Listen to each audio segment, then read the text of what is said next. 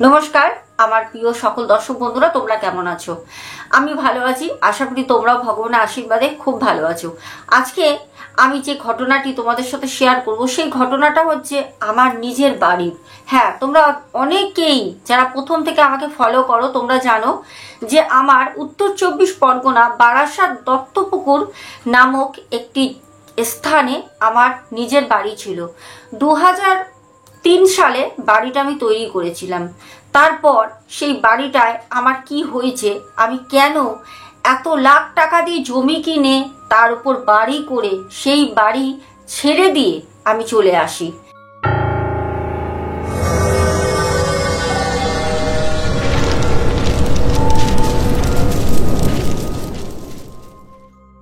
কি হয়েছিল সেই বাড়িতে, আমার সেই বাড়িতে থাকাকালীন আমার সাথে কি কি অসুবিধা হয়েছিল, আজকে সব ঘটনা তোমাদের সাথে বলবো।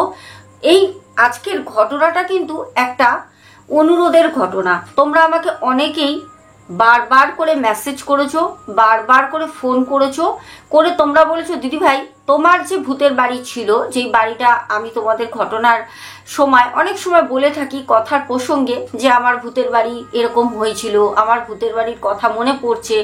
অনেকেই যারা শোনোনি তোমরা বলেছো দিদি ভাই তোমার ভূতের বাড়ির অ্যাকচুয়ালি কি হয়েছিল ঘটনা আমাদের তুমি শেয়ার করো। আজকে তোমাদের রিকোয়েস্টে আমি আরও একবার আজকের ঘটনাটা শেয়ার করব। তবে আজকে আমি শুরু থেকে একদম ডে ওয়ান, যেই দিন থেকে ওই বাড়িতে আমি ঢুকি সেই দিন থেকে বেরোনো পর্যন্ত ওই বাড়ি থেকে কি কি হয়েছে back to back part part করে আমি তোমাদের আজকে বলে দেবো। সাথে থাকো, সবাইকে বলবো একটা করে লাইক করে দিও, যারা এখনো পর্যন্ত ভালোবেসে চ্যানেলটাকে সাবস্ক্রাইব করোনি অবশ্যই করে পাশে থেকো। তাহলে চলো আর সময় নষ্ট করবো না। ঘটনাটা হচ্ছে ঠিক 2003 সালটা খুব ভালো করে মনে আছে, কারণ 2003 সালে আমার ছেলে হয় প্রিন্স। এবার ঘটনাটা বলি, ঘটনাটা ঠিক এই রকম। আমি বারাসাত দত্তপুকুরে একটি বাড়িতে ভাড়া থাকতাম। তো ওই বাড়িটায় অনেক টাকা ভাড়া ছিল, যেই বাড়িটায় থাকতাম। তো এত টাকা ভাড়া, আর ওই সময় না তোমাদের দাদা ভাইয়ের সেরকম কাজকর্ম একটা সেটেল ছিল না, মানে যেখানে যেরকম পেত সেখানে সেরকম কাজ করত। এবার দেখো একটা টানাটানির মধ্যে সংসার, বুঝতেই পারছো। সামনে তখন বেবি হবে, যখন ভাড়া বাড়ি ছিলাম তখন আমাদের প্রিন্স হয়নি, হবে মানে হবে হবে একদম সময়টা। তো তখন আমার বাড়ি থেকে বলল যে এখানে রয়েছিস, অনেক টাকা তো ভাড়া দিতে হচ্ছে। আমাকে বলে অনেক টাকা ভাড়া দিতে হচ্ছে, একটা কাজ কর, কিছু টাকা তোরা দে, কিছু টাকা আমি দিচ্ছি, দিয়ে একটা তোদেরকে এখানে জমি কিনে দিই। তো আমি বললাম ভালো কথা, কারণ আমার বাবা আমার মা সবসময় ভাবতো যে আমার যে নাতি বা নাতনি যেই আসুক না কেন তার ফিউচারটা যেন ভালো হয়, সে যেন ভাড়া বাড়িতে থাকতে না হয়। তবে ভাড়া বাড়িতে থাকাটা খারাপ না, কিন্তু যার যার ব্যক্তিগত মতামত যে নিজের বাড়িতে মানুষ হবে। ভাড়া বাড়িতে থাকলে আজকে এখানে কালকে ওখানে পড়াশোনায় অসুবিধা হতে পারে, তার টিউশনে অসুবিধা হতে পারে, সব কিছু ভাবনা চিন্তা করেই আমার বাড়ির লোক মতামত দেন। আর সেই মতামতে আমি প্রথম হ্যাঁ করি। আমি বললাম ঠিক আছে। তারপর রীতিমতো আমার বাড়ি থেকে মা বাবা গিয়ে ওখানে জমি দেখা শুরু করে। আর তার আগে বলে রাখি, বারাসাত দত্তপুকুরে যেখানে আমার বাড়ি ছিল তার থেকে বেশ কিছুটা দূরে কিন্তু আমার নিজের ঠাকুমার বাড়ি। আমার ঠাকুমা বাড়িতেও কিন্তু অনেক জমি জায়গা সম্পত্তি আছে, কিন্তু আমার বাবা যেহেতু কোনো ভাগ চায় না, আমার বাবা জমি জায়গার ভাগ নিতে চায় না বলে আমার বাবা বলে দরকার নেই, বাইরে আমি নিজে ওখানে জমি কিনে তোমাকে বাড়ি করে দেবো, তুমি থাকবে, কিন্তু তোমার ঠাকুরদা বা ঠাকুমার ভিটেতে গিয়ে না। কারণ আমার পিসি বা আমার জ্যাঠা তাদের ব্যক্তিগত কিছু নিজেদের মধ্যে মতবিরোধ ছিল, যার কারণে ওখানে গিয়ে যদি থাকতাম তাহলে তারা হয়তো বলতো যে জমি দখল করতে এসছে। আমার বাবা কোনো ঝামেলার মধ্যে যেহেতু যেতে চান না, তার জন্য আমার বাবা বললেন আমার সেই সামর্থ্য আছে, আমার মেয়েকে আমি জমি কিনে বাড়ি করে দিয়ে রাখার মতো, দরকার নেই, যারা ওখানে ভোগ করছে বাড়ি নিয়ে তারা থাক। তো সেরকম ভাবেই আমাকে আমার বাবা, যেখানে আমি ভাড়া ছিলাম ওখানে একটা জমি দেখে। এবার আমি জমিটা বলি। জমিটা হচ্ছে পুরো ফাঁকা মাঠ একটা, তার আগে কিন্তু লোকালিটি, বাড়ি ঘর সবকিছু আছে, বাড়ি ঘর সবকিছু আছে, গিয়ে জাস্ট একটা ফাঁকা জমি। ওই ফাঁকা জমিটা বিশাল বড়, ধরে নাও 16 থেকে 17 কাঠা, ঠিক আছে, জমি আছে। তো তার মধ্যেই আমার বাবা একটা সাইড পছন্দ করে। আমার বাবা বলে যে মাঝখানে থাকলে পারে নানা রকম ঘর সবাই আসবে বানাবে, তো সবাই সব দিক থেকে চাপতে চাপতে চাপতে আমার মেয়ের যে জায়গাটা সেটা ছোট হয়ে যাবে, যার জন্য আমার বাবা একটা সাইড দেখে জমি পছন্দ করে। এবার যেই সাইডটা আমার বাবা জমি পছন্দ করে সেই সাইডটা ছিল হচ্ছে বিশাল বড় একটা আম গাছ, বিশাল বড় আম গাছটা, এত বড় ছিল আর এত ঝাঁকড়া ছিল, আম তুমি নিচে মাটিতে শুয়ে শুয়ে খেতে পারবে। হ্যাঁ, যেটা বলছি একদম বাস্তব, আমিও দেখেছি। আম গাছটা মানে কিরকম বলো তো, তার যে মোটা গুড়িটা হয় না, গুড়িটা খুব ছোট শর্ট ছিল, আর আম গাছটা এত বড় ঝাঁকড়া হয়ে না পুরো মাটিতে লোটাতো আম গাছটা। মানে তুমি দাঁড়িয়ে দাঁড়িয়ে ওই আম গাছের মগডালে উঠে গেলে পারেও লাফ দিয়ে মাটিতে নামতে পারবে। অদ্ভুত ধরনের একটা আম গাছ ছিল, হিমসাগর আম গাছ। আর অনেক লোকে কিন্তু আমের সিজনে, বাচ্চারা অনেকে ছোট বড় সবাই ওখানে কিন্তু আম পাড়তে যেত, এটা আমি পরে শুনেছি। যাই হোক, এবার ঘটনায় ফিরি। আমার বাবা ওই যখন ওই জায়গাটা পছন্দ করে, তখন যার জায়গা ছিল সে ওই আম গাছটাকে কেটে দেয়, আম গাছটা কেটে দেয়, কারণ আম গাছটা এমনিতেই পোকা লেগে যায়, অর্ধেক বাজ পড়ে, শুকনো হয়ে গেছিল। তো সেই আম গাছটা কেটে দেয়, দেওয়ার পর ওখানে না আম গাছের যখন গুঁড়িটা তুলে নিয়ে যায়, ওখানে বিশাল বড় একটা গর্ত হয়ে যায়। তো আমার বাবা যখন মিস্ত্রি লেবার সবাইকে নিয়ে যায় কাজ করানোর জন্য, তখন ওই যে গর্তটা হয়ে যায়, আমার বাবা বলে এইখানে আমাদের বাথরুমটা তৈরি হবে, কারণ বাথরুম করতে গেলে তো ওখান থেকে মাটি তুলতেই হবে। তো আমার বাবা আইডিয়া দেয় যে ওইখানটা একটা বাথরুম হবে, আর তার সামনে যে জায়গাটা আছে 4 কাঠা জায়গা নিয়েছিল আমার বাবা, তো ওইখানে আমার বাড়ি হবে 2 কাঠার মধ্যে। আর 2 কাঠা যে জায়গা থাকবে সেই 2 কাঠা জায়গার মধ্যে আমার বাবার একটা শখ ছিল যে গাছপালা অনেক চাষ টাস করবে। তো সেই রকমই বলে এখানে তুমি একটু গাছপালা লাগাবে। আমার বাবা আমাকে বলে, কেন আমার বাবা তো যেখানে থাকে ওখান থেকে তো আমার বাবা ওখানে বাস করতে যাবে না, তবে আমাকে বলে। তা আমি তখন বললাম ঠিক আছে। এইবার কিছু টাকা ওখানে আমরাও ইনভেস্ট করি, আর বেশিরভাগটা আমার বাবা দেয়। এবার শুরু হলো বাড়ি তৈরি করা। আচ্ছা, একটা একটা করে পার্ট শুনবে, নাহলে কিন্তু কিছু বুঝবে না, ঠিক আছে? বাড়ি শুরু করা স্টার্টিং হবে, তার মধ্যে হয়ে গেল আমার বেবি প্রিন্স হলো। আচ্ছা, তারপর আমি ওই ভাড়া বাড়িতে থাকতাম। যেই ভাড়া বাড়িতে থাকতাম ঠিক ওইখান থেকে আমার যে জমিটা কেনা হয়, সেই জমিটা পায়ে হেঁটে গেলে 5 মিনিট লাগতো, একদম কাছাকাছি। আমার বাবা সেই দেখেই জমিটা পছন্দ করেছিল যে মালপত্র নিয়ে আসা নিয়ে যাওয়া কোনো ঝামেলা হবে না, একদম কাছাকাছি। এইবার শুরু হলো বাড়ি তৈরি করা।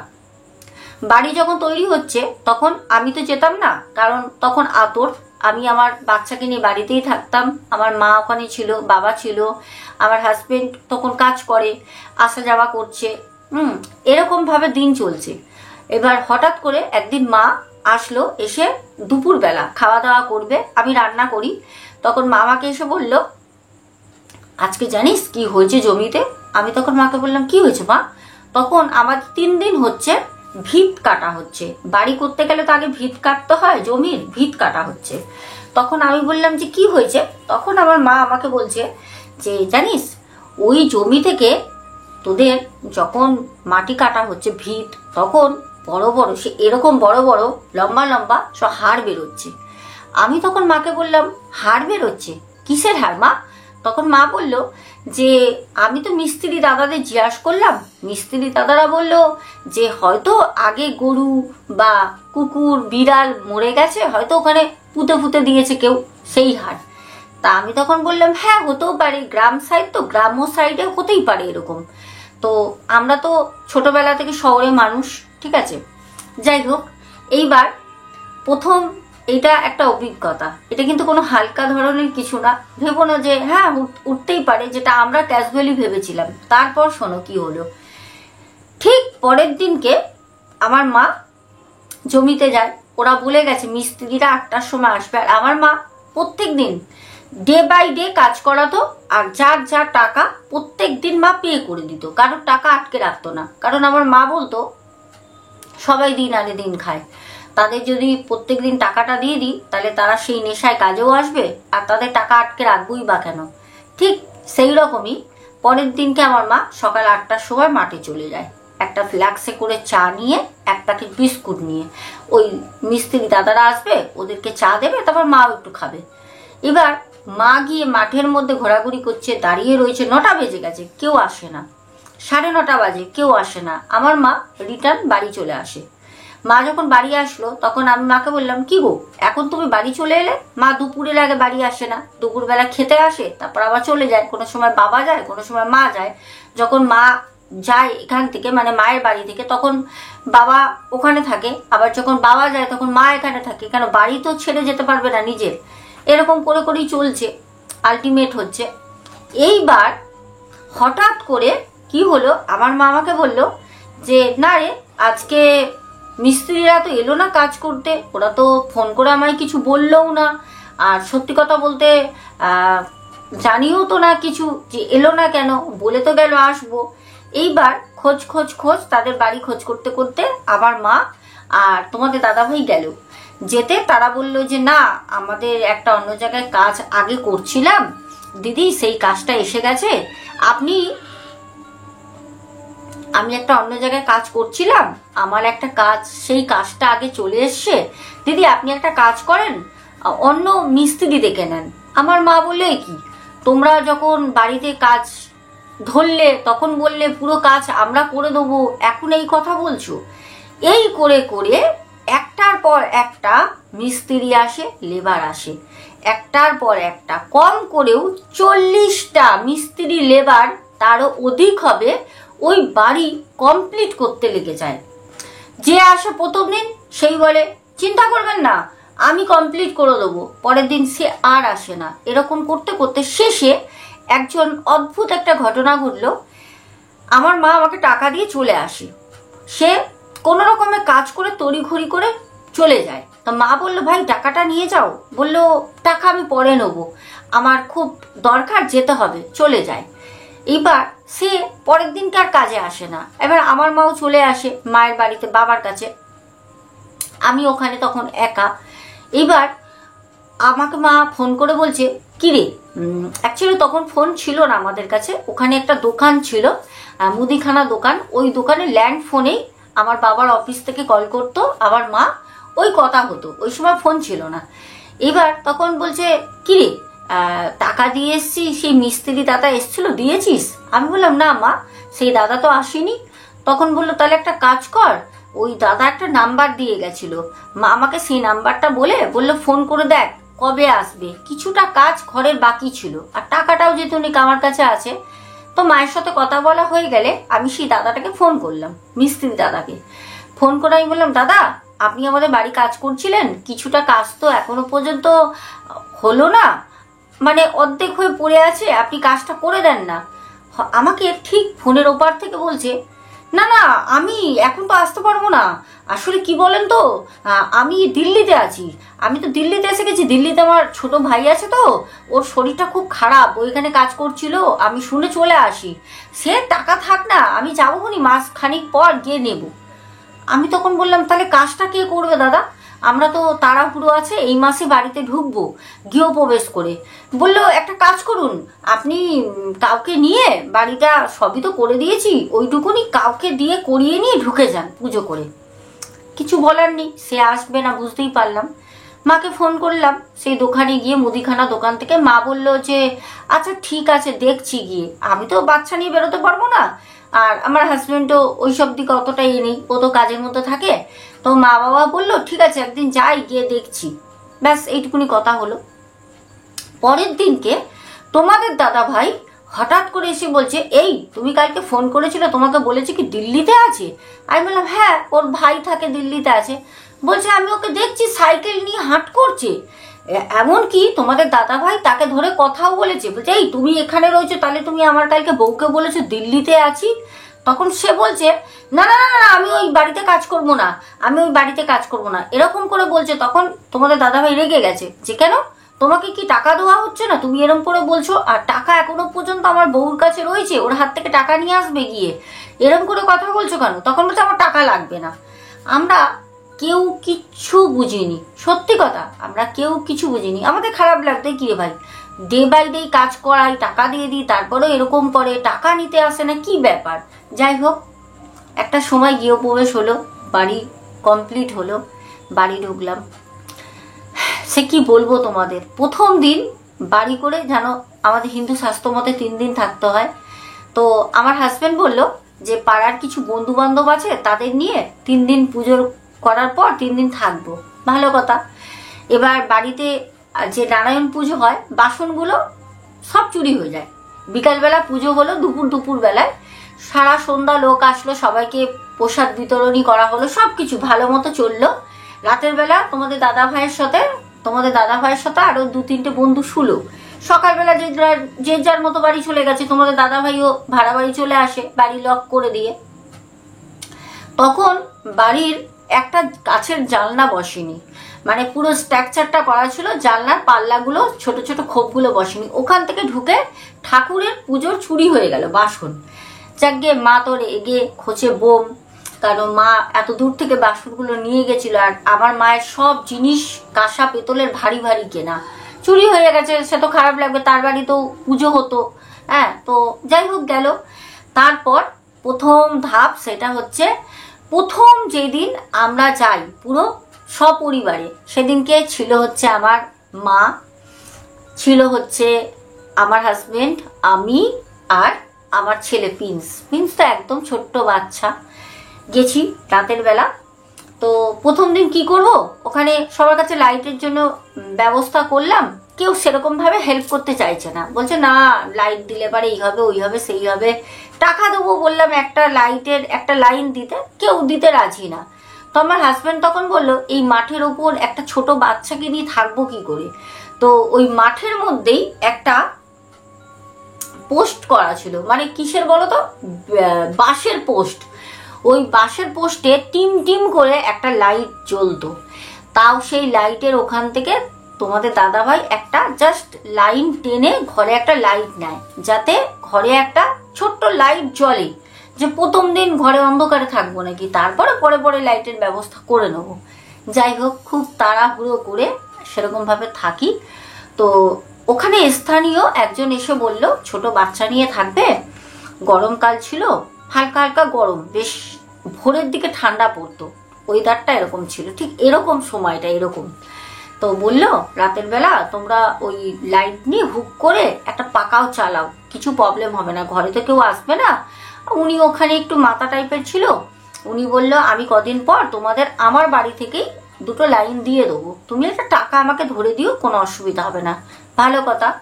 আমার হাজবেন্ড ওনার কথা মতো একটা পাকা ঝোলালো, ঠিক আছে। রাতের বেলা শুয়ে ঘুমাচ্ছি, সারাদিন পুজো পার্বণ লোকজন খাওয়া গেছে, একটা শরীরের ধকল। রাতের বেলা 2:30টার সময় দেখলাম পাকা বন্ধ, লাইট অফ। এবার ছোট বাচ্চা কোনো মতে শোবে না, আমার মায়ের চেয়ারাও হেলদি, বেশ গরম লাগছে, 2:30 বাজে। আমার মা বললো হাত পাকা দিয়ে হাওয়া খাচ্ছে। ছেলে আমার করছে, ছোট্ট বাচ্চা তো। তো আমাকে মা বললো কি রে, সবার বাড়িতে তো দেখছি লাইট জ্বলছে, মোটামুটি বাইরে যাদের সাইডে লাইট দেওয়া রয়েছে, পোস্ট বাইরে ওইদিকে দেখা যাচ্ছে লাইট জ্বলছে, তাহলে তোর ঘর অন্ধকার কেন? আমি তখন বললাম মা মনে হয় ওই যে মাঠের ওপর যে বাঁশটা দিয়ে লাইনটা টেনেছে, আমার মনে হয় ওখানে কোথাও লুজ কালেকশন হচ্ছে, টানাটানি হয়েছে কিছু, হয়তো এরকম হবে, ইঁদুর টিঁদুর গেছে, তারের উপর দিয়ে অনেক সময় ইঁদুর টিঁদুর যায় না। তা আমার মা তখন বলল হতে পারে, কিন্তু 2:30 বাজে, এই সময় কি করবি বলতো, গরমে তো শোয়া যাচ্ছে না। তখন আমি আমার হাজবেন্ডকে ডাকলাম। আমার হাজবেন্ড আমাকে বলল যে দূর, সারাদিন খাটাখাটনি হয়েছে, আমাকে আর দেখো না তো, শুতে দাও। আমি বললাম যাকগে, শুয়ে রয়েছে। তা আমার মা বলল তে পাকা দে, একটা হাত পাকা, ছেলেটাকে হাওয়া করি প্রিন্সকে। তো এরকম সময় আমার হট করে একটা কি বুদ্ধি আসলো, আর আগাগোড়াই আবার সাহসটা খুব বেশি। আমি তখন মাকে বললাম, মা হ্যারিকেনটা ধরাই। একটা হ্যারিকেন ছিল ঘরে। মাকে বললাম, মা হ্যারিকেনটা ধরাই, তুমি হ্যারিকেনটা নিয়ে এই ঘরের এখানেই দাঁড়িয়ে থাকো, মানে বাইরের যে গেটটা রয়েছে ওইখানে, ঘরের মধ্যেই, ঠিক আছে, দাঁড়িয়ে থাকো। আমার ছিল একটা কিচেন, একটা ছিল ব্যালকনি, আর একটা ছিল বড় বেডরুম। আমি বললাম ব্যালকনিতে তুমি দাঁড়াও, আমি গিয়ে দেখি কি হয়েছে। মা বলছে এতটা রাত 2:30টার সময় মেয়ে মানুষ মাঠের মধ্যে যাবি? আমি মাকে বললাম কি হয়েছে। প্রথম দিন আমার ভয় লাগছে না, আমি খুটখুটে অন্ধকার, চারপাশে শুধু ঝিঝি পোকা ডাকছে, গ্রামীণ পরিবেশ বুঝতেই পারছো। আমার বাড়ির পেছনে ছিল বাঁশবাগানের ঝাড়, তার পাশে একটা বড় পুকুর, আর সেখানটা কোনো লোকালিটি নেই, অনেকটা দূরে আবার ঘন জনবসতি। তা আমার মা তখন আমাকে বলল, দেখ একা একা কি দরকার যাবার, ছাড় না বাবা, আমি হাওয়া করি তাহলেই হবে। আমি বললাম না, কেন বন্ধ হলো, আমি দেখছি কি ব্যাপার। আমি যাই, যতবার আমি ওখানে গিয়ে আমি দেখছি তারটা না একটার সাথে এরকম তার আটকানো থাকে, তারটা কোনোভাবে খুলে রয়েছে। আমি তারটাকে এরকম করে জোড়াচ্ছি, তারটা যেই জোড়াচ্ছি একটা কি বলবো তোমাদের, অদ্ভুত লাগবে। আমি যেরকম দাঁড়িয়ে রয়েছি সোজাসুজি না একটা লাল রঙের বাড়ি আছে, ওখানে সবাই ওটা লাল বাড়ি বলেই চেনে। ওই লাল বাড়িটার ছাদে একটা বেশ বড় সাইজের প্যাঁচা বসে আছে। সেই প্যাঁচাটা যখনই দেখছে ওই পোস্টে লাইটটা জ্বালাচ্ছি, ও এসে ডানা মারছে, ডানা মেরে তারের মধ্যে লাইটটা অফ করে দিয়ে চলে যাচ্ছে সেই বাঁশবাগানের দিকে। আর ও যখনই উড়ে আসছে আমি তখন এরকম করে নিচু হয়ে যাচ্ছি, আর ও আমার মাথার ওপর থেকে ঝাপটা মেরে চলে যাচ্ছে। আমাকে ঝাপটা মারতে পারছে না, তারের মধ্যে মারছে। বেশ এরকম কয়েক ঘন্টা চললো। আমার মা ওইখান থেকে ভীতু এত চিল্লে চিল্লে বলছে যে চলে আয় না, কি দরকার, চলে আয় না। আমি বলছি না, কেন যাব, আমি লাইট জ্বালাবই। আমারও এইটা হচ্ছে নিজের আত্মবিশ্বাস, আমি লাইট জ্বালিয়েই যাব। আর ও কি করছে, ঝাপটা মারছে, যেই লাইটটা বন্ধ হয়ে যাচ্ছে ও তো চলে যাচ্ছে বাঁশবাগানের দিকে। আমি আবার লাইটটা লাগিয়ে দিচ্ছি, তখন ও ওই দিক থেকে রিটার্ন ঘুরে এসে আবার আমাকে মানে এসে মারতে চাইছে। এই চলছে, লাস্টে ওকে থামতে হলো, আমি জিতলাম, লাইটটা জ্বালিয়ে দিয়ে আসলাম। প্রথম লড়াই আমার শুরু হলো একটা পাখিকে দিয়ে, যেটা আমি বুঝতে পারিনি। তারপর প্রত্যেক দিন আমার সাথে চললো অদ্ভুত অদ্ভুত ঘটনা। যেরকম বলি, বাড়িতে তোমাদের দাদাভাই সকালবেলা চলে যেত, আমি আর আমার ছেলে থাকতাম বাড়িতে। এইবার হঠাৎ এই ঘটনাটা শোনো, হঠাৎ একদিন আমি রান্না করছি, তা ছেলের তখন দুটো দুটো করে দাঁত উঠেছে। প্রায় ওই বাড়িতে এই ঘটনাটা 7 মাস পর বলছি, 7 মাস পর। তার মধ্যে ছোট মোটো অনেক কিছু হয়েছে, সেগুলো আমি তোমাদের নাই বললাম, যেগুলো ইম্পর্টেন্ট আমি বলি, যার কারণে আমি চলে আসি ছেড়ে দিয়ে। এবার আমার ছেলেকে নিয়ে আমি বাজারে গেছি। বাজারে বলতে ওই সামনে মুদিখানা দোকান, ওইখানেই আমি যেতাম, যা নেওয়ার ওখান থেকেই বাজার করতাম। আলু, পেঁয়াজ, পটল, ঝিঙে, মূলো সব পাওয়া যেত, যেটা গ্রাম্য সাইডে পাওয়া যায়। ওখান থেকে নিয়ে বাড়ি চলে আসতাম। তো আমি গেছি, তা আমার ছেলের দুটো দুটো দাঁত হয়েছে। তো ওই দোকানের যে দাদাটা ছিল, সেই দাদা, ওই দোকানের যে মানে মেসমশাই ছিলেন, মানে ওই দাদার বাবা খুব ভালোবাসতো, খুব, এখনো পর্যন্ত। তো আমাকে বৌমা বলতো। তা গেছি, তো বলছে কি, বৌমা দাঁড়াও, ওর তো দুটো দুটো করে দাঁত উঠেছে, প্রিন্সকে একটু ছোলা দিই। তো ছোলা দিয়েছে, আর ও আবার ছোলা নিয়ে কি করেছে, ওই এরকম হাতের মধ্যে ধরতো, আর কুট কুট কুট কুট করে ছোলাগুলোকে হাত দিয়ে কামড়াতো, কামড়ে কামড়ে কামড়ে কামড়ে এরকম দাঁত দিয়ে খেত। মানে কি যে খেত ভগবান জানে। আর গলায় লাগলে খ্যাক খ্যাক করতো, আমি আবার গিয়ে গলায় হাত দিয়ে বের করে দিতাম। এই সবই চলতো তখন মা ছেলের মধ্যে। এবার হট করে আমি ওকে নিয়ে এসে ঘরের মধ্যে তালা ঠালা দিয়ে দিয়েছি, সবসময় তালা দিয়ে থাকতাম। মাঠের উপর তখন তো কোনো বাড়ি ছিল না, আমারই একা বাড়ি ছিল। খুব সাহস করে থাকতাম। ওখানের অনেক মহিলারা বলতো, সিনিয়র যারা, যে আচ্ছা বৌমা, তুমি যে ওখানে থাকো ওই মাঠের উপর, পিছনে বাঁশ বাগান, তোমার ভয় লাগে না? আমি ওনাদের বলতাম কিসের ভয়? তখন বলতো না ভূত পেতের ভয় লাগে না, আমাদের এখানে তো ভূত পেত আছে, আমরা শুনেছি ওই মাঠে। আমি তখন হেসে বলতাম না। আর তখন আমি শাড়ি পরতাম, খুব শাড়ি পরতাম। আর মানে শাড়ি ছাড়া বাইরে বেরোলে কোনো কিছুই পরতাম না, বাড়িতেও শাড়ি পরে থাকতাম, খুব কম নাইটি টাইটি পরতাম। যাই হোক, এইবার হলো কি, ওকে আমি ঘরে নিয়ে গিয়ে খাটের উপর বসিয়ে দিয়েছি, আর টম অ্যান্ড জেরি চলছে টিভিতে। আর ও ছোলাগুলো সামনে দিয়েছি একটা বাটির মধ্যে, ওই 3-4টে ছোলা, ওই দিয়েও যুগ কেটে যাবে, ওই কুটকুট কুটকুট করবে।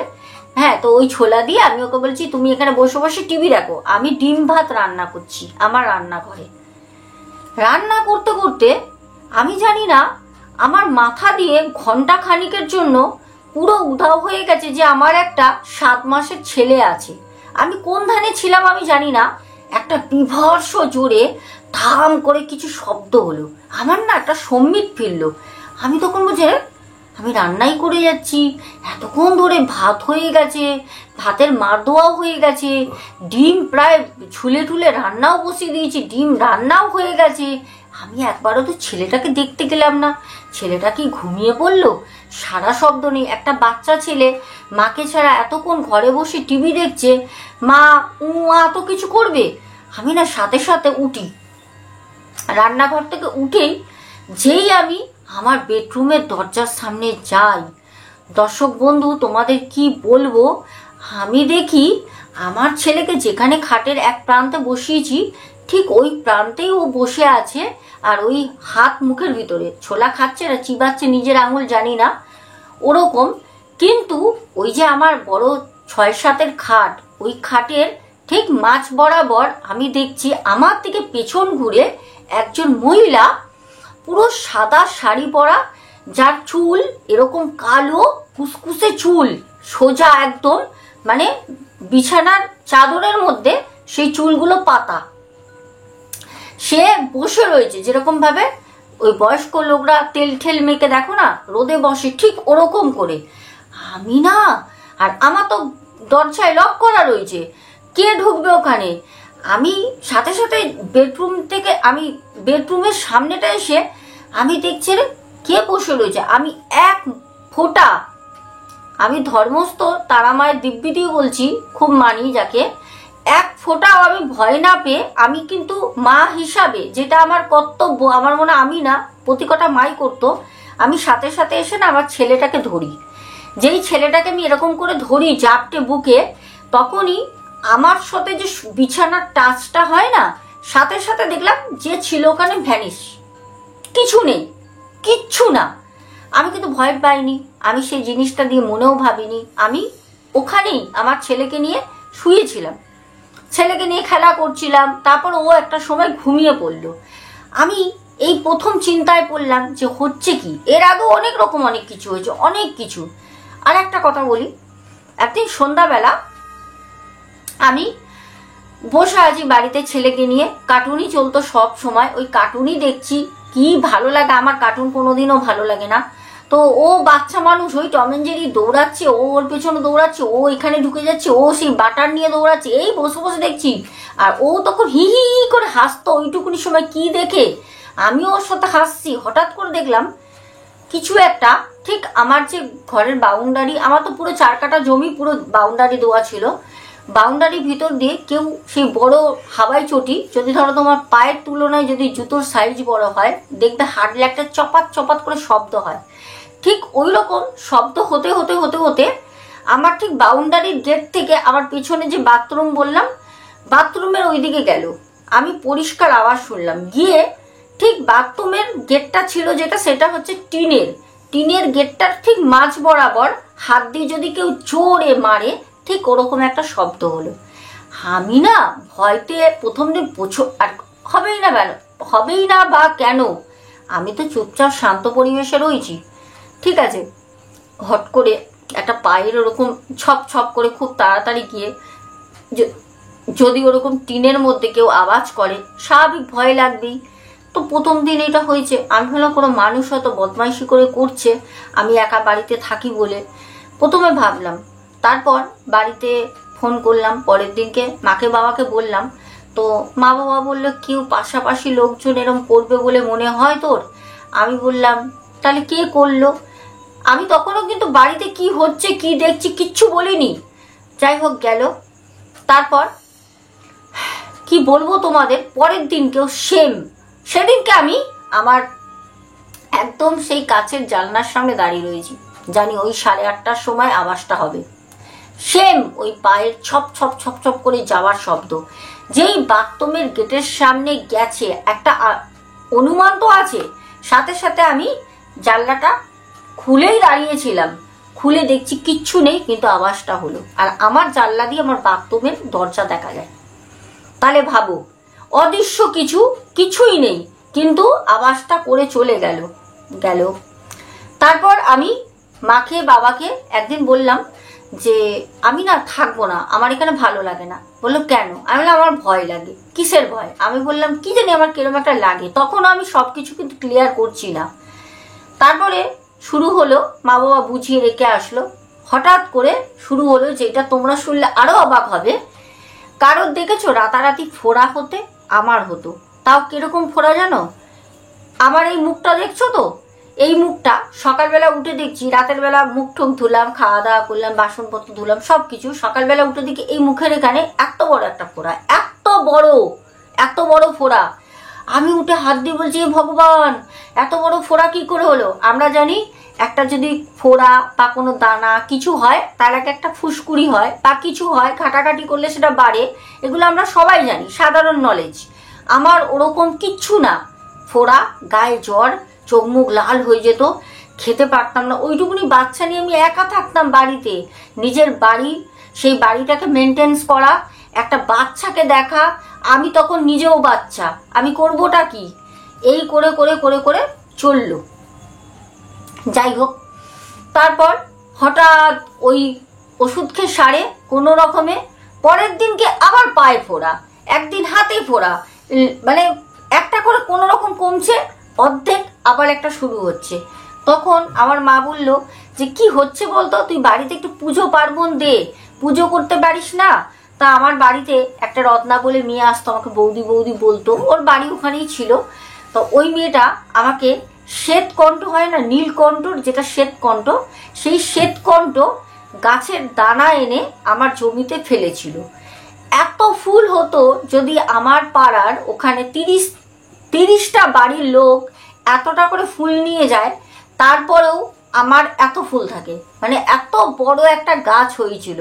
সেই পেঁপে গাছ আর কলা গাছ পুরো নিয়ে সাদা হয়ে থাকতো, এত সুন্দর। আর 3টে করে পাপড়ি হতো, যাই হোক থোকা ছিল আর কি। সেই ফুল আমাকে সবাই বলতো, কটা ফুল নিয়ে যাবো গো, ঠাকুরকে দেবো। আমি বলতাম হ্যাঁ নিয়ে যান, আমি কি করবো অত ফুল। সবাই নিয়ে যেত। আমার মা তখন বলল, তোর গাছের ফুল পাড়ার সবাই নিয়ে গিয়ে দেয়, আর তুই একটা ফুল তুলে ঠাকুরকে দিস না।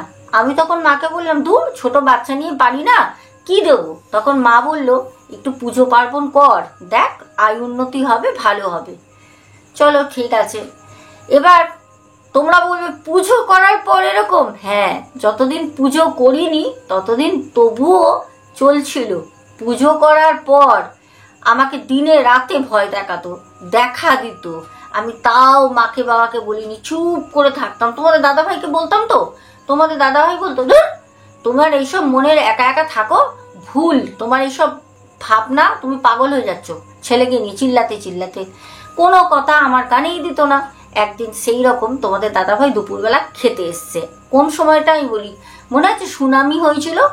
সুনামি জলে যখন সুনামি হচ্ছিল না, বলছিল না সব পুকুরে পুকুরে হঠাৎ মানে স্রোত উঠছে, একটা সময় মনে করে দেখো, ঠিক ওই সময়ের কথা বলছি, সুনামি। তারপরে তো বিশাল বড় একটা সুনামি হলো তার আগে।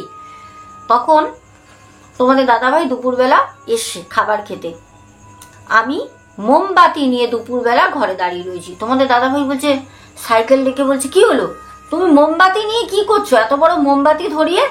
আমি তখন বললাম, না গো আর বলো না, বিছানার মধ্যে শোয়াপোকা ভর্তি। আমাকে বলছে, শোয়াপোকা? কোথায় শোয়াপোকা, দেখি তো। আমি বলছি, দেখো ছেলেকে আমি কি করেছি বলো তো, বেলকুনিতে আমি ডাইনিং টেবিল ছিল, ডাইনিং টেবিলের উপরে ছেলেকে শুবিয়ে দিয়েছি, ঠিক আছে।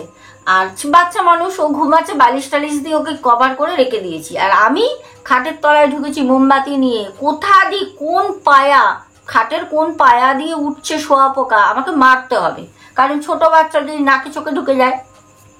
গেল, তোমাদের দাদাভাই আসলো, এসে দাঁড়িয়ে বলছে কোথায় শোয়াপোকা? এ বাবা, তোমার মাথা খারাপ হয়ে গেছে। সেই যেন খেলো না, রাগ করে সাইকেল ঘুরিয়ে নিয়ে, আমি বললাম দাঁড়াও, তুমি চলে যাচ্ছ কোনো, ভাত দিচ্ছি। বলে ধর তোমার ভাত তুমি খাও, বলে চলে গেল। আমি সেই শোয়াপোকা মারছি, শোয়াপোকা মারছি, কোথায় শোয়াপোকা? কেউ দেখতে পাচ্ছে না, কারণ আমি বলি শোনো, আমি মারছি কিরকম জানো, বিছানার মধ্যে উঠছে না শোয়াপোকা। এই যে বিছানার যে 4টে পাশ হয়, ঠিক আছে, ধার দিয়ে শোয়াপোকা ঘুরছে, ঠিক এরকম এক কর সাইজের শোয়াপোকা মারছি না, তার কোনো রস বেরোচ্ছে না, কোনো কষ বেরোচ্ছে, এক কর সাইজের লাইন দিয়ে শোয়াপোকা যাচ্ছে, আমি দেখছি। বিশ্বাস করবে না, আমার পাশের বাড়ির একটা মেয়ে আসতো, ওর নাম পুতুল। মেয়েটা আসতো, বৌদি বৌদি করতো, সব বাচ্চাগুলো আমার সাথে সব বৌদি বৌদি করতো, বাড়িতে এসে কার্টুন দেখতো। ওদের মা মানে বাড়িতে পড়াশোনার কার্টুন ফাটুন টিভি চালাতে দিত না, আর আমার বাড়িতে এসে এসে ওরা টিভি দেখতো, কার্টুন দেখতো, মুভি দেখতো চালিয়ে চালিয়ে। ওই জন্য আমার সাথে সবার খুব ভালো একটা খাতির ছিল। ও এসে আমাকে বলছে, ও কাকিমা তুমি মোম নিয়ে কি করছো? আমি বলছি তুই বিছানায় বসবি না, ভাইয়ের এখানে দাঁড়া, ডাইনিং এর এখানে। বলছি টিভি চালাও না, তো টিভি পরে টিভি দেখো। ও দুপুরবেলা আসতো মাঝে মাঝে, যখন স্কুল থাকতো না, এসে টিভি দেখতো। আমি বললাম দাঁড়া। আর ওরা আসলে আমার একটু সুবিধা হতো, কারণ আমি তখন একটু কাজকর্মগুলো করতাম, কারণ ছেলেটাকে দেখার জন্য তো একটা মানুষ চাই না। তো আমি বলতাম তোরা আসবি, এবার ভালো কথা। ও আমাকে বলছে কি হয়েছে কাকিমা বলো না। আমি বললাম না তুই ঘরে যাবি না, ভাইয়ের এখানে দাঁড়া। ও বেচারা ভাইয়ের ওখানে দাঁড়িয়ে রয়েছে। আমি খাটের তলায় ঢুকেছি, ও মা ও কি করেছে, ওই ফাঁকে খাটের মধ্যে উঠে পড়েছে, খাটের মধ্যে উঠেও বসে রয়েছে মাঝখানে। এবার আমি খাটের নিচ থেকে বেরিয়ে, আমি কিরে পুতুল চলে গেলি কেন? আমি বাইরের দিকে দেখছি, ব্যালকনির দিকে। তো বলছে না কাকিমা আমি বসে। আমি চাই তুই নাপ খাট থেকে, নাপ খাট থেকে, ঠিক এরকম করে। আমার তো মাথার ঠিক নেই, আমি পুরো 2 থেকে 4টে বেজে গেছে, খাই দাইনি, তার মধ্যে তোমাদের দাদাভাই না খেয়ে চলে গেছে। আমি ওই শোয়াপোকা খুঁজছি। তখন বলছো ও কাকিমা এরকম করে মুখ করছো কেন গো? তোমার বাড়ি আসি, না করে দেবে, আসবো না। ওর মুখটা ছোট হয়ে গেছে। আমি তখন বলে এই পাকলি মেয়ে, তুই বুঝতে পারছিস না আমি দুপুর থেকে খাইনি, মোমবাতি নিয়ে দেখ তোর ভাই যদি বিছানায় শোয়া পোকা রয়েছে, তুই দেখছিস না শোয়া পোকা? বিশ্বাস করবে না দর্শক বন্ধু তোমরা, আমি তখনও শোয়া পোকা দেখছি, মেয়েটাকে আমি দেখাচ্ছি, মেয়েটা বলছে ও কাকিমা কোথায় শোয়া পোকা? এবার তোমরা ভাববে সোনাদি পাগল হয়ে গেছে, পাগল না। যদি কোনো জিন থাকে বাড়িতে না, ওরা না নানা রকম রূপ নিয়ে থাকে, আর ওরা মানুষকে এরকম করে তিথি বিরক্ত করে যাতে তুমি ওখান থেকে ছেড়ে চলে যাও, কারণ ওখানে ওরা বাস করতো, ওইটা ওদের জায়গা ছিল, সে আম গাছটা, যেটা পরে আমরা জানতে পারি। যাই হোক, তারপর ওর মাকে গিয়ে বলে, ওর মা তখন বলল যে যাস না, কাকির হয়তো কাজকর্ম খুব বেশি ধকল হয়ে যাচ্ছে, যাস না। কেন জ্বালাস, একটু দুপুরে শুতে দিবি। তা 1 সপ্তাহখানিক ও আর আসেনি। আমি একদিন ওর বাড়ি গেলাম, যাই হোক এরকম করে চলতে থাকলো। এইবার last but not the least তোমাদের ঘটনাটা বলছি, সেটা হচ্ছে জন্মাষ্টমী। তোমাদের বলছিলাম না কালকে কমিউনিটি পোস্ট দিয়েছিলাম, যারা যারা দেখেছো জানো। ঠিক যেদিন জন্মাষ্টমী সেদিন ঘটলো সব থেকে মারাত্মক একটা ঘটনা। সেটা হচ্ছে আমার পাশে একটা বাড়ি হলো, এতদিনে আমি একা ছিলাম মাঠের ওপর, একজন পাশে বাড়ি করলো। এবার তার বাড়িরও কিছুটা ঘটনা তোমাদের বলি। সেই যে দিদিটা বাড়ি করে, ওনার নাম ছিল বুলুদি, সবাই ওনাকে বুলুদি বলে ডাকতো, আমিও সেই নামেই বলছি, আসল ওনার নাম আমার জানা নেই। তো সেই বুলুদি হঠাৎ একদিন বলছে, জানো সোনা, আমার না প্রচন্ড কালকে রাতে ভয় লেগেছে। তখন বাড়িটা হয়ে গেছে। তো আমি তখন বললাম যে কেন গো, ভয় পেয়েছো কেন? বলছে জানো না তোমার দাদা তো বাড়িতে থাকে না, অ্যাকচুয়ালি ওনার হাজবেন্ডের হচ্ছে 2টো বিয়ে, উনি জানে, কারণ উনি তো বাচ্চা কাচ্চা নেই, মানে ওনার বাচ্চা হবে না, ডাক্তার না করে দিয়েছে বলে ওনার হাজবেন্ড কলকাতায় একটি মেয়েকে বিয়ে করে, সেখানে আবার 2টো বাচ্চা আছে। তো ওনার হাজবেন্ড ওনার কাছে থাকে 2 দিন, আর ওখানে থাকে বেশি সময়, ঠিক আছে, কলকাতায় কাজ করে, ওখানে থাকে, এরা মাসে জবা করে। আমাকে বলেছে, সেই দিদি বলছে কালকে রাতে আমি একা ছিলাম, জানো আমার টিনের চাল চালের মধ্যে রাতের বেলা নারকেল পড়লো থাপ করে, আর নারকেল পড়তে সারা রাত আমি ঘুমাইনি, কারেন্টও চলে যায়। আমি বললাম কেন, আমাদের তো কারেন্ট ছিল। বলছে আমার তো কারেন্ট ছিল না, আমি হ্যারকিন ধরিয়ে বসেছিলাম আর এত জোরে আওয়াজ হয়, কি হলো বলো তো। আমি তখন বলছি, ও বুলুদি তোমার বাড়িতে নারকেল গাছ কোথায়? তোমার নারকেল গাছ তো তুমি আগেই কেটে দিয়েছো, বাড়ি করার সময় ভিত যখন করছিলে তখন নারকেল গাছ ভিতের মধ্যে আসে, তুমি তো কেটে দিয়েছো। বলছে হ্যাঁ তো, তাহলে আমার চালে কি পড়েছিল ভাবো। তাহলে এবার ভাবো, তাহলে তার বাড়ির ওপরে নেই নারকেল গাছ, তাহলে আওয়াজটা কোথা থেকে হলো? আর যদি কোনো আওয়াজ হতো আমার বাড়ি একদম পাশে গায়ে লাগানো, তাহলে আমি তো আওয়াজ অবশ্যই শুনতাম, আমি তো কোনো আওয়াজ শুনিনি। আচ্ছা, এরকম হতেই থাকে। আর আরও একটা কথা বলে রাখি, ওনার বাড়ির যে নারকেল গাছটা ভিত কাটার সময় যখন পড়েছিল ভিতের মধ্যে, ওই গাছটা যে কেটেছিল সেই লোকটা কিন্তু পরের দিনই মারা যায়, পরের দিনই সেই লোকটা মারা যায়। যাই হোক, অনেক ঘটনা আছে এখানে ছোট ছাটা, যেগুলো বলতে গেলে ঘটনা অনেক বড় হয়ে যাবে, যার জন্য আমি মেন কথাগুলো তোমাদের বলছি। এবার যেখানে আসছিলাম সেটা হচ্ছে জন্মাষ্টমী।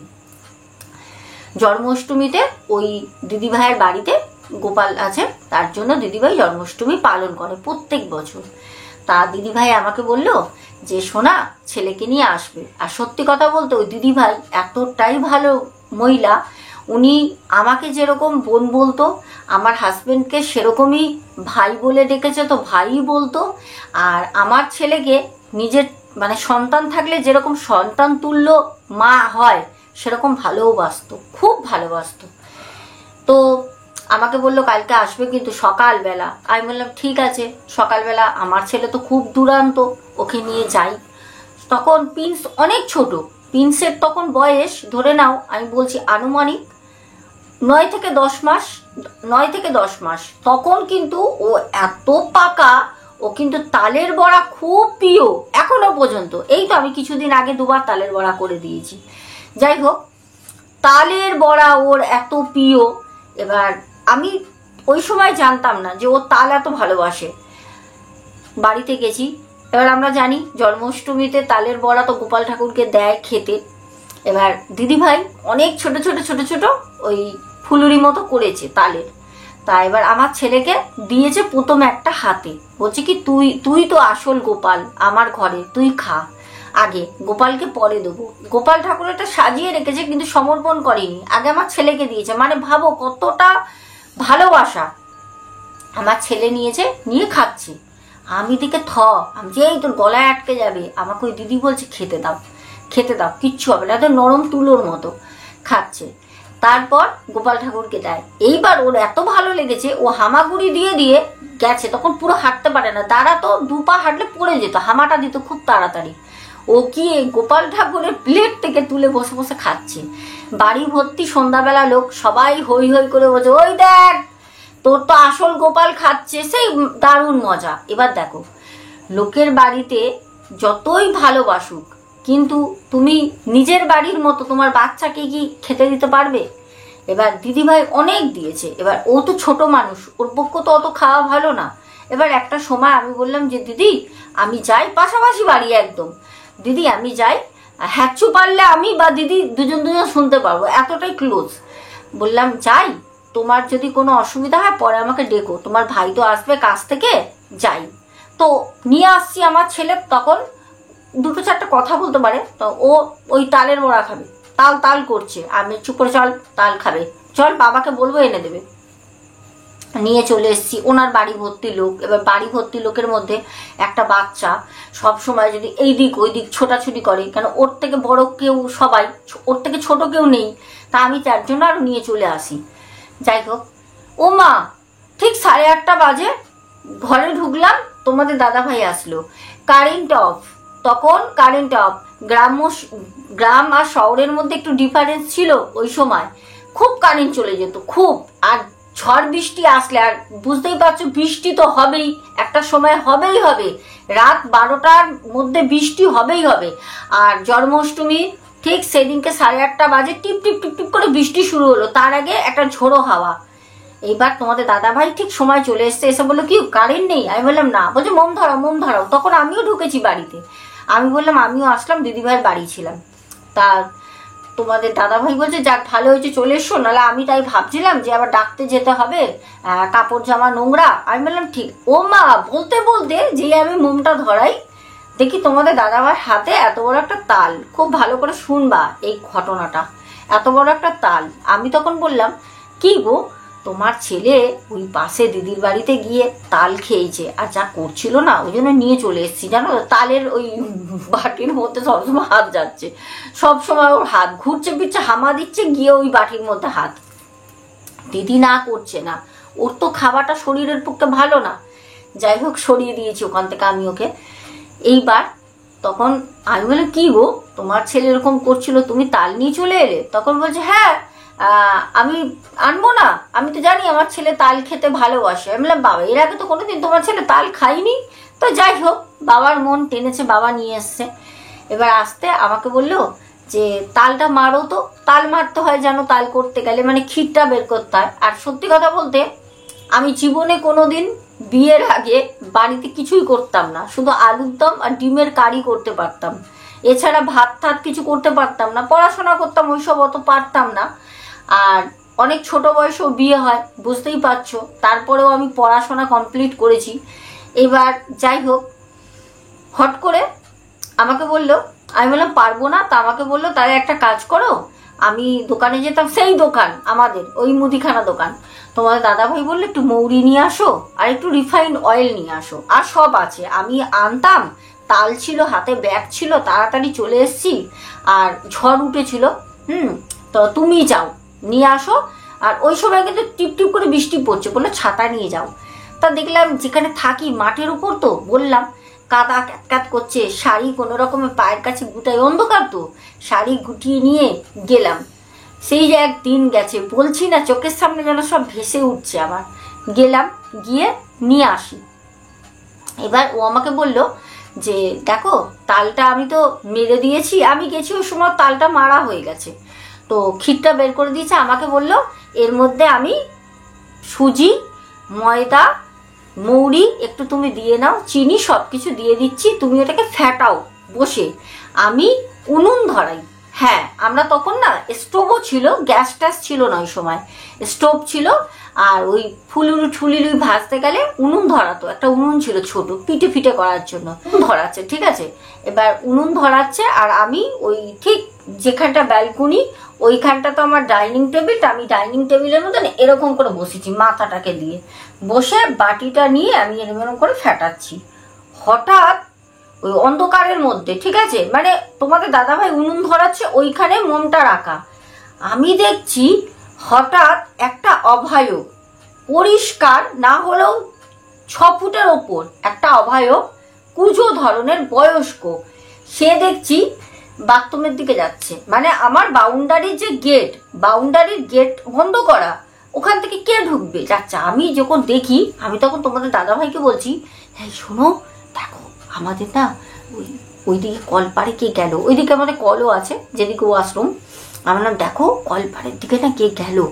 বারবার বলছি, তোমাদের দাদাভাই না এক ধ্যানে ধরাচ্ছে, তো ও আমাকে বলছে আমাকে বলছে হ্যাঁ, মানে আমি ওকে বলছি তো ও আমাকে বলছে হ্যাঁ গেল। তা ওই সময় বিশ্বাস করবে না, আমার এই কানে জাস্ট কিরকম আসলো জানো সাউন্ডটা, তোর বাবা, শুনতে পারলে? বললো তোর বাবা। একটা পুরো যেরকম ইশারায় কথা বলে না, হাওয়ায় একটা কথা ভেসে আসে, ঠিক সেরকম আমাকে কানে আস্তে করে বলল তোর বাবা। এইটা শোনা মাত্রই ওই তালের বাটি আমি মাটিতে ছেড়ে দিলাম, দিয়ে আমি ওই ঠিক আমার পাশে, মানে আমার পাশে যে খাবার ডাইনিং টেবিল, আমি পুরো শরীরটা ওখানে ছেড়ে দিই। আমার শরীরে আর কোনো জোর নেই, আমার শরীরে কোনো রকম জোর নেই, আমি ছেড়ে দিই, কারণ আমার পুরো নাক ফেল করে গেল ওখানে। ওই যে শব্দ যেরকম ভাবে আমার কানে আসে, এত ভারী একটা পুরুষ কণ্ঠ, একটা হাওয়া স্রোতের মতো আমার কানের মধ্যে আসলো, তোর বাবা, এত ভারী। আমি ওই আওয়াজ শোনা মাত্র আমার জীবনে প্রথম আমি ভয় পাই, আমার পুরো শরীর ছেড়ে দেয়, পুরো শাড়ি ব্লাউজ আবার ঘেমে না চপ চপ করে গা দিয়ে জল পড়ছে, বৃষ্টি হচ্ছে কিন্তু বাইরে, তখন তোমাদের দাদা ভাই আঁচ টাচ দিয়ে যখন ঘুরে আমার দিকে তাকায়, আমাকে এরম ভাবে বসে থাকতে দেখে অচৈতন্য পুরো আমি, শুধু আমার প্রাণটা চলছে, কোনো সেন্স নেই। তোমাদের দাদা ভাই উঠে এসে আমাকে এখানটা ধরে বলছে, ওই কি হয়েছে তোমার? তখন না আমি এরম করে উঠে, ঠাকুরের সিংহাসনটা আমার সামনাসামনি ছিল, হ্যারকিনটা রেখেছে তো সামনে আমার ধরিয়ে রেখেছে, তখন ওই হ্যারকিনটা যখন রেখেছে হ্যারকিনের আলোটা গিয়ে পড়েছে সোজা ওয়ালের মধ্যে ঠাকুরের সিংহাসনটা ছিল। ছেলে তো আমার খুব শান্ত ছিল, তাই জন্য সবকিছু হ্যাঙ্গিং করে রাখতে হতো, নাহলে টেনে টুনে ভেঙে দেবে ঠাকুর। তখন ওই যে ঠাকুরের সিংহাসনের দিকে তাকিয়ে আমার আস্তে আস্তে না শরীরে সম্মিত আসলো, মানে আমি কোন জগতে চলে গেছিলাম আমি জানি না। তখন না তোমাদের দাদাভাই বলছে, কি হয়েছে গো, কি বলছিল? তখন কে গেছে? তখন আমি বললাম, এখান থেকে কে গেছে আমি দেখেছি, এরম এরম ব্যাপার সব বললাম। তোমাদের দাদাভাই কথাটা হাওয়ায় উড়িয়ে দিল, বিশ্বাস কোনোদিন করতো না। তখন বলে, ধুর, তোমার যত মনের ভুল, ওইসব কি চিন্তা করো সারাদিন, এর আগে কোন দিন তুমি শোয়া পোকা দেখছো, কোন দিন এইসব আমাকে বলতো। যাই হোক গেল, তারপর থেকে শুরু হলো আমার শরীর খারাপ হওয়া। এরকম শরীর খারাপ শুরু হলো তোমাদের কি বলবো, তারপর থেকে শুরু হলো আমার খাওয়া। 5 কেজি চাল 3 দিনে আমি একা খেতাম, 5 কেজি চাল 3 দিনে আমি একা খেতাম। তোমাদের দাদাভাই সকালবেলা বাড়ি থেকে 5টায় চলে যেত, রাতের বেলা 10:30টায় আসতো, এই কটা ভাত খেত। অর্ধেক দিন বাইরে দিয়ে রুটি তরকারি নিয়ে এসে খেত, ভাত আমি একা শেষ। তোমাদের দাদাভাই বলতো, তুমি কি চাল ঠাল কাউকে দিয়ে দাও নাকি বলো তো, কি ব্যাপার? 5 কেজি করে চাল নিয়ে আসি, 3 দিনে শেষ। তরি তরকারি সবজি তো সেরকম বাজার করি না, থাকি না, তাই কোনো রকম বাড়িতে মাছ নিতাম, আর নাহলে পরে সোয়াবিন খেতাম, ডাল সোয়াবিন, সোয়াবিন আমার খুব প্রিয়। তুমি সোয়াবিন দিয়ে ভাত এত খেয়ে নিতে? আর আমার ছেলে তো তখন ভাত খেত না। আমি বলতাম, হ্যাঁ, কিছু না থাকতে, তোমরা বিশ্বাস করবে না, আজকে পরিষ্কার বলছি, আমার বাড়িতে যদি রান্না ধরো তরকারি নেই, আমি কি করতাম বলতো, শুকনো লঙ্কা পুড়িয়ে সেই লঙ্কা দিয়ে আমি ভাত খেয়ে নিতাম। তাও কি, মানে বললে হয়তো তোমরা কি ভাবছো আমি জানি না, যেটা হয়েছে সেটাই বলছি, হাঁড়ি থেকে ভাত নিয়ে খেতাম। মানে আমার এত খিদে পেত না, থালা নিয়ে যে আমি হাঁড়ি থেকে ভাতটা বেড়ে খাবো সেই সময়টা আমি নষ্ট করতে পারতাম না। হাঁড়ির ঢাকা খুলতাম, বসে বসে লঙ্কা চিবাতাম আর মুট করে ভাত খেতাম, কিন্তু চেয়ারা ছিল এই রোগা টিংটিঙে, ঠিক আছে। যাই হোক, এরকম করতে করতে করতে করতে চললো আরো টানা 6-7 মাস, ঠিক আছে। পাশে কিছু পরিবারের সাথে আস্তে আস্তে আস্তে আস্তে একটা পরিচয় সম্পর্ক হলো, খুব ভালোবাসতো আমার ছেলেটাকে সবাই, বাচ্চাদের সবাই ভালোবাসে। ওরা দিনের বেলা আমার বাড়ির ঠিক পেছন দিক দিয়ে যাওয়া আসা করতো ওখান থেকে। তখন ওই ওদের সাথে 1-2 কথা হতে হতে একদিন আমাকে বললো, একা একা বাচ্চাটাকে নিয়ে থাকিস মা? সে অনেক সিনিয়র যার কথা বলছি আমি। উনি বললেন, একা একা থাকিস মা, তুই আমার বাড়িতে আসবি। ওনাদের বাড়িতে না কোনো পুরুষ মানুষ নেই, ওনাদের বাড়িতে মানে একটা নাতনি আছে, একটা নাতি আছে, একটা নাতনি আছে, আর সব 3 পিসি, ঠিক আছে বাড়িতে। তো বললো, আসিস, আর সব বিধবা, বুঝেছো, সবার বিধবা। তো বলছে, আসবি আমার বাড়িতে, বাচ্চাটাকে নিয়ে আসিস। আসবি না, চা মুড়ি খাবো, একা একা তো বাড়িতে থাকিস। আমি বললাম, ঠিক আছে। একদিন নিয়ে যাচ্ছি ওকে, ঠিক আছে। পুকুরের পাড় আর সেই বাঁশবাগানের ঝাড়, ওদের বাড়িটা পেছন দিকে, অনেকটা যেতে হয়, তারপর লোকালিটি। প্রথমেই বললাম, আমি ওকে নিয়ে কোলে কোলে যাচ্ছি পুকুরের পাড় দিয়ে, হাতে একটা টর্চ রয়েছে, শাড়ি পরে আছি। হঠাৎ পুকুরের পাড়, একদিকে পুকুর, সরু আল, আর পুকুরের এই সাইডে হচ্ছে বাঁশবাগানের ঝাড়। আমার তো সাহস খুব, আমি ছেলেকে কোলে নিয়ে যাচ্ছি, 6:30-7টা বাজে। ওদের বলেছি আসবো, ওরা সেদিন আমার জন্য অনেক কিছু খাবার তৈরি করছে, আমাকে বলে গেছে, যাবি মা? ঠিক আছে চলো। সবাই মিলে খাওয়া দাওয়া হবে, গল্প হবে, আমাকে বলেছে লুডো খেলা হবে, বাড়িতে একা থাকি, চলো, আমারই বা বয়স কত। এবার আমি যাচ্ছি, হঠাৎ করে পেছন দিক দিয়ে না কে যেন টানলো আমাকে, না কিন্তু আমার ছেলে তো কোলে এক সাইডে রয়েছে। একটা বাচ্চাকে যদি কোলে এরকম নিয়ে যাও, একটা বাচ্চার হাত থাকে কিরকম সামনে এরকম, আর একটা হাত থাকে মায়ের পেছনে, দেখবে এরকম কাদের কাছে হাতটা রাখে, ঠিক আমার ছেলের হাতটা ধরে কেউ টানে। আমার ছেলে এরকম করে ওঠে, ও জেগে কিন্তু বসেছিল কোলে, করে ওঠে। তখন আমার ছেলে বেশ এক পা করে হাঁটতে পারে, 11 মাস বয়স। তো আমি তখন হট করে না ওখানে দাঁড়িয়ে পড়লাম, দাঁড়িয়ে পড়ে টর্চটা নিয়ে আমি এরকম করে দেখছি সামনে তো শুধু বাঁশ গাছ, কিছুই নেই। এবার একটা বাঁশ গাছের না পাতা এরকম এগিয়ে এসছে, বাঁশ গাছের পাতাটা ঝিরিঝিরি পাতাগুলো হাওয়ায় এরকম দুলছে। তা আমি ভাবলাম হয়তো আমার ছেলেই যেতে যেতে তো বাঁশ গাছের ডালটাকে ধরেছে, ওইটাই হয়তো আমার ব্যাক টান লেগেছে, আমি এটা ভেবে চলে গেলাম। ওদের বাড়িতে গেলাম, ওরা দেখলাম রোল করেছে, খেলাম, চপ টপ ভেজেছে খেলাম, লুডো খেলা হলো। 10:30টার সময় আমাকে বললো যে চমা তোকে বাড়ি অবধি দিয়ে আসি, অন্ধকার রাস্তা, বাচ্চা নিয়ে যাবি, সাপ খোপের বাস হতে পারে পুকুর পার, চ। আমাকে দিতে এলো ওদের একটা বড় টর্চ নিয়ে, আমাকে পুকুর পার পর্যন্ত ছেড়ে দিয়ে যায়। আমি ছেলেকে নিয়ে বাড়ি ঢুকে গেলাম, জানলা খুলে বললাম পিসি চলে যাও, পিসি চলে গেল। আমার ছেলে সেই দিন থেকে খাওয়া ছাড়লো। একটা ছোট বাচ্চা 11 মাসের 3 দিন শুধু জল খেয়েছিল। এই বুকের যে হাড় থাকে না আমাদের বুকের নিচে, ওই হাড়ের যে পাঁজর বলে, পাঁজরগুলো না গুনতে পারবে, সারেগামা পা খেলতে পারবে নিয়ে, সত্যি কথা বলছি, পাঁজর দেখা যেত। চোখগুলো না বেরিয়ে এসেছিল ঠেলে, কপালটা না চওড়া হয়ে গেছে, এইগুলো না ঢুকে গেছে এরকম ছেলের। আমি খুব চিন্তায় পড়ে গেছি, আর খুব কাঁদতো, ভয় পেত, কি বলতো উ মা উ মা উ, আমি তো কি দেখিস তুই, এরকম করতো। বাচ্চারা তো সব দেখতে পায়, সেটা বুঝতাম না। যাই হোক, হঠাৎ বাড়িতে ফোন করলাম সেই দোকান থেকে, আমার বাবা গেল। যে আমার বাবাকে এত ভালোবাসে, আমরা জানি কি একটা বাচ্চা যখন জন্ম হয় তখন কি বলে মা, একটা বাচ্চা মা বলে কাঁদে। তো আমার ছেলে ছোট থেকে কি বলতো জানো, দা দা দা। ও প্রথম মা বলতো না, দা দা বলতো। মা বলতো কম, দাদা বলতো বেশি।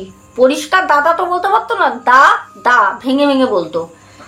আমার বাবাকে এত ভালোবাসে, আমার বাবা কি বলছে, ও বাবু সোনা। কে বাবু সোনা? ঘুরে চলে গেল ঘরের মধ্যে, চেনেই না।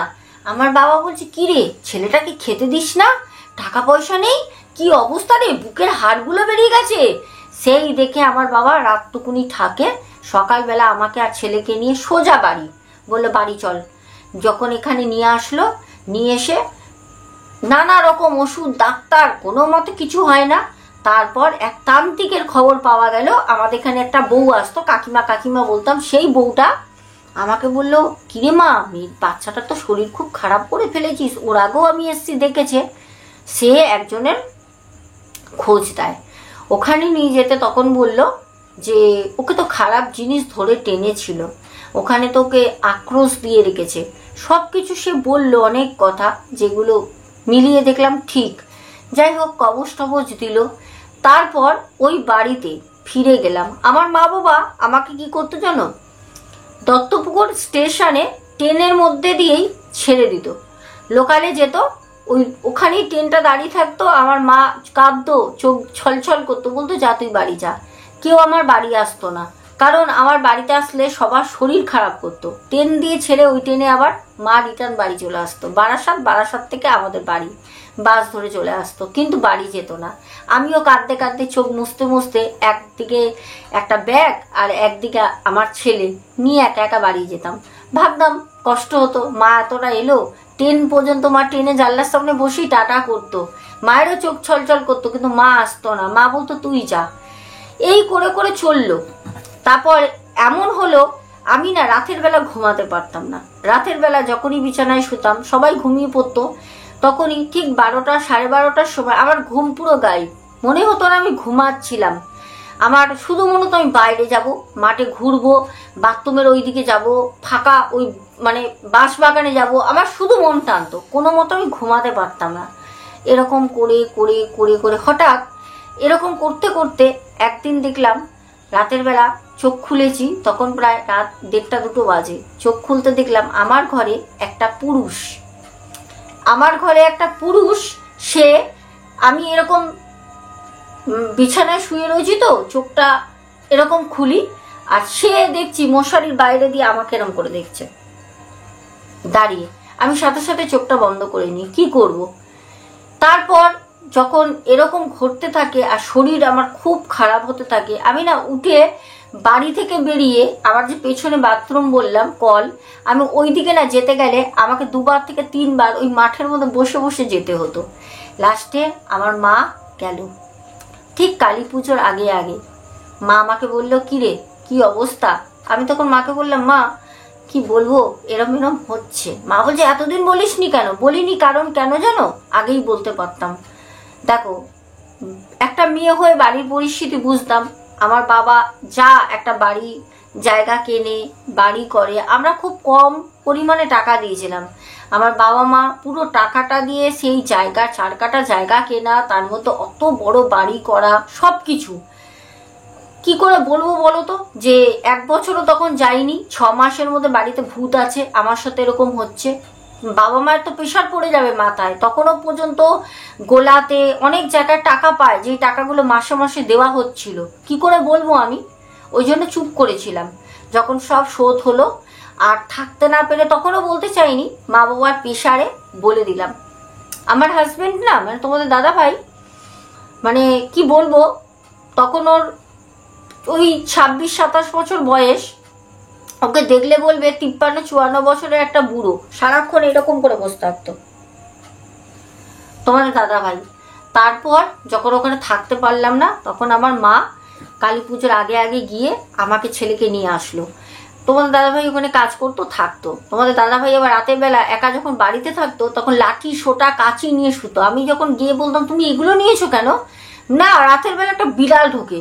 আর ঘরে বিড়াল ঢুকবে কোথা দিয়ে? জানলা গেট সব বন্ধ। আর আমি ওখানে যতদিন ছিলাম কোনো বিড়াল দেখিনি, ও নাকি বিড়াল দেখতো। গেল, বিড়ালের রূপে যে কি থাকতো ভগবানই জানে। ওকে কোনো ক্ষতি করতো না, করতো ক্ষতি আমাকে, থাকতে দিত না ওখানে আমাকে। তারপর মা নিয়ে গেল সেই তান্ত্রিকের কাছে। সেই কাকিমা যেখানে বলেছিল আমার ছেলেকে নিয়ে যাওয়া হয়েছিল, সেই তান্ত্রিক বলল যে মাটি নিয়ে আসবি। ঠিক আছে চলো। আবার গিয়ে মাটি নিয়ে আসলাম, নিয়ে এসে গেলাম ওনার কাছে। আমার মা আমাকে বলছে, বল বল তোর সাথে কি হয়। আমি আবার একটু অন্য টাইপের, বুঝেছো তো, বিশ্বাস করি না তান্ত্রিক ফান্ত্রিক ওই সময়। আমি তখন বললাম, ধুর চুপ করো না, সে তান্ত্রিক যখন সে বলবে, আমি কেন বলবো? আমি বললে তো সব বুঝেই যাবে। তো আমি যখন দিলাম, বলছে দে। আমি যখন কাগজে করে দিয়েছি না, মাটিটা নিয়ে না এরম করছে, দেখো হাতের মধ্যে একটা মালা ছিল, মালাটা এরম এরম করছে, মানে মুসলিম। এরম করে শুকে আমাকে বলছে, তুই আছিস কি করে রে? আমাকে ঠিক এরম করে। আর ওখানে অনেক লোক বসে। আমি তখন বললাম, কেন মানুষ যেরম করে থাকে, আমি তো ঘাটতারা ছিলাম, বুঝেছো তো, মানে আমি তো বিশ্বাস করতাম না। আমি তখন বললাম, কেন মানুষ যেরকম করে থাকে সেরকম ভাবে আমিও থাকি ওখানে। বলে, আরে পাকলি, ওখানে থাকতে পারবি না, ওই জমি বিক্রি করে দে। আমি বিক্রি করবো না, ওখানে থাকতে পারবো, এরকম কিছু করে দেন মামা মামা মামা করে বলছিলাম। তখন বললো, থাকতে পারবি না, তোর খুব সাহস, আমি জানি, মনের খুব জোর, এতদিন টিকে গেছিস। সামনে আছে আমাবস্যা, ঘোর আমাবস্যা, কালী পুজো, ওই সময় যদি তোর সামনে রূপ নিয়ে দাঁড়ায় তখন কি করবি? আমি তখন বললাম, ও কিছু হবে না, আপনি কিছু করে দেন, আমার শরীর বন্ধন করে দেন। বলে, পাগল, শরীর তোকে বন্ধন করে দেবো, ছুতে পারবে না, রূপ নিয়ে তো দাঁড়াতে পারে, রূপ নিয়ে তো তোকে ভয় দেখাতে পারে, কি করবি? আমি তখন বললাম, ও কিছু হবে না, মানে আমি তো কোনো কিছুতে মানছি না।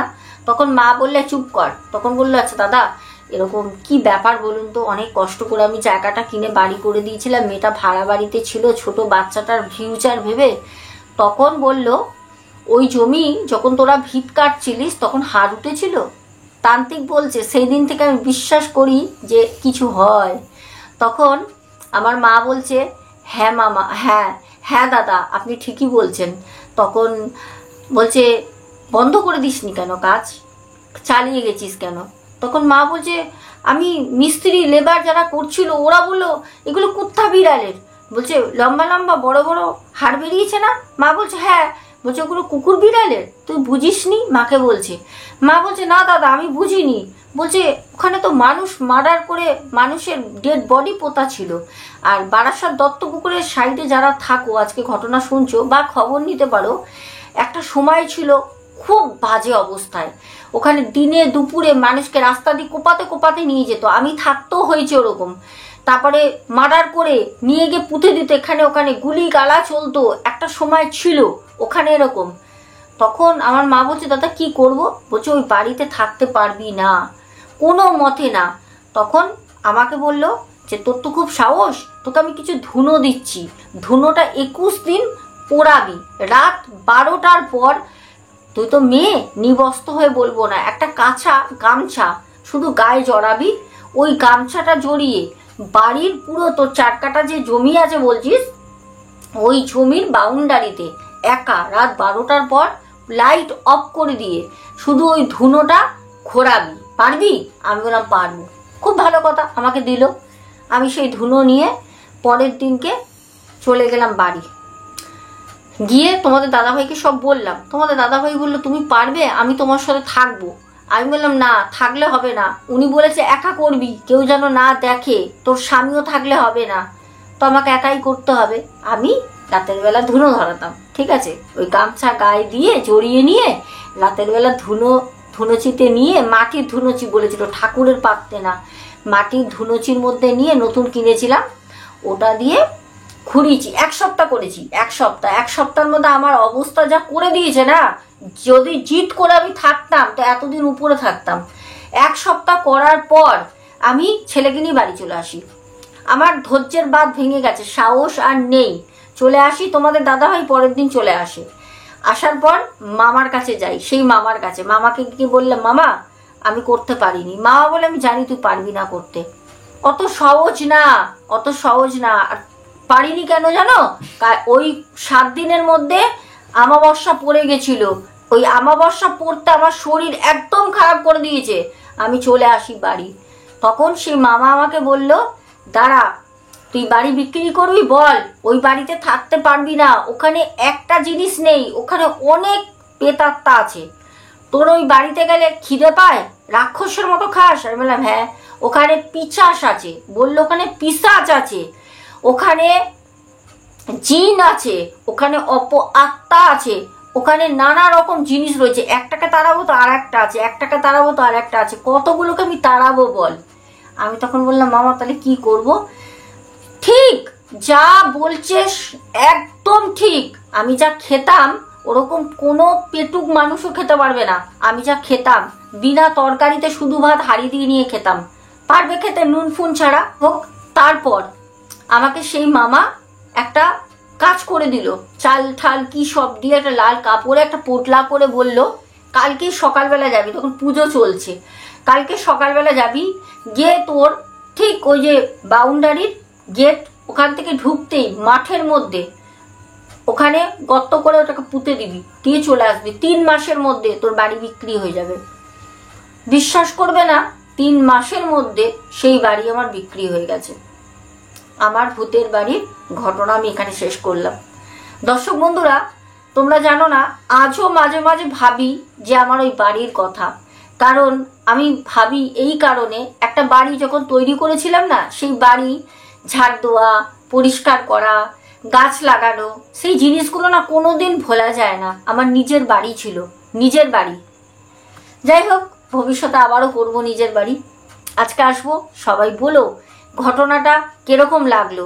তোমরা অনেকে বলেছিলে না দিদি ভাই তোমার বাড়ির পুরো ঘটনাটা দেবে, মেন ঘটনাগুলো বললাম, ছোট ছোট অনেক ইনসিডেন্ট ছিল সেগুলো আমি কাট করে দিয়েছি, নাহলে অনেক বড় হয়ে যেত, 1 ঘন্টার উপর এমনি হয়ে গেছে। আজকে আসবো, সবাই খুব ভালো থেকো, দেখা হবে আগামীকাল। আর তোমাদের কোথায় কোথায় খুব ভয় লেগেছে অবশ্যই কমেন্টসে জানাবে। টাটা, গুড নাইট, চলো।